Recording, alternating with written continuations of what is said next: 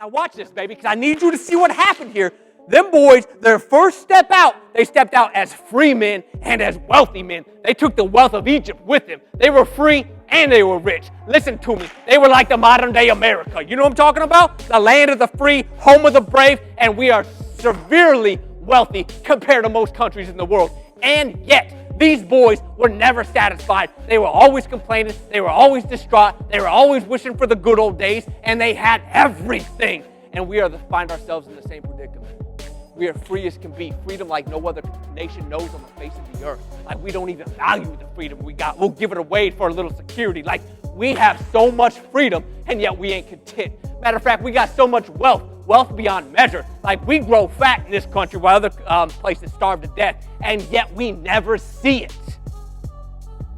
See what? The contentment in it. We are never satisfied. We are always wanting more. And I ain't even bashing us. I'm just telling you, that's the heart of man. Not just America. I'm talking the heart of man. It's always just a little bit more. And these boys stepped out free and rich when they left Egypt. And God showed time and time again his providence, his might, his love for them by giving them everything that they could want when they needed it. He led them to pastures, right? And yet they get to the place where they would not trust him.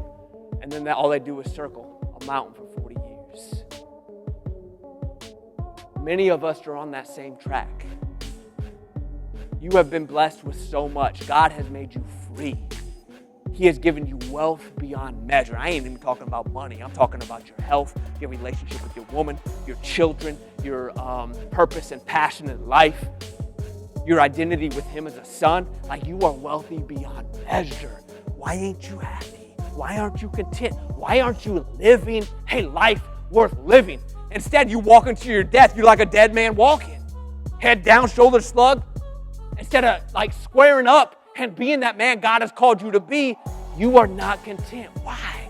You trying to eat at the wrong pasture. The pasture of your choice, not the pasture of his. Let me show you the difference here because this is everything to us. Like I'm just telling you from personal experience. Listen, baby, I chased me some money for a while. It was never enough. It never satisfied. Then I found what did. And I want to share the secret with you because you are meant to live. More than that, God needs you to live because he needs to show life through you that others that are like laying in those graves wanting to get up but don't have the dare to get up, need to see some examples of it that they might rise to and enter into life. Let me show you what's up.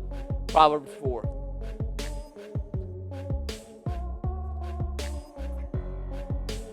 Verse 20. My son, pay attention to what I say. Turn your ear towards my words. Do not let them out of your sight. Keep them within your heart, for they are life to those who find them and health to one's whole body.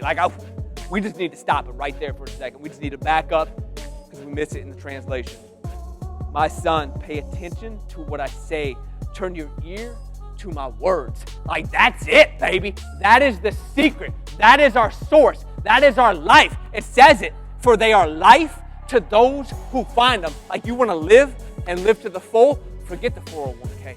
Forget the clothes, the rides, the houses. Forget the status, the fame, the power. Forget the pleasure, the sex, the money. Forget the drugs and the drink.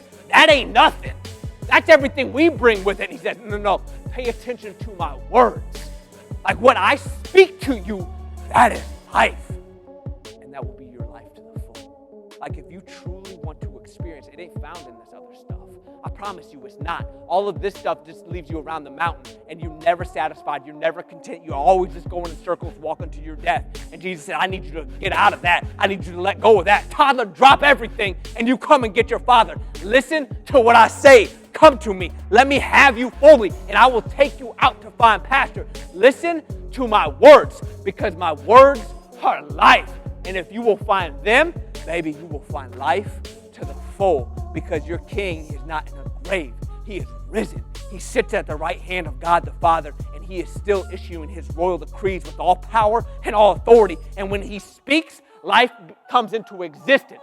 Like the beginning, baby. Your life may be dark as can be right now, but when God says, let there be light, and you take hold of it, light comes because his word brings life because his word is life.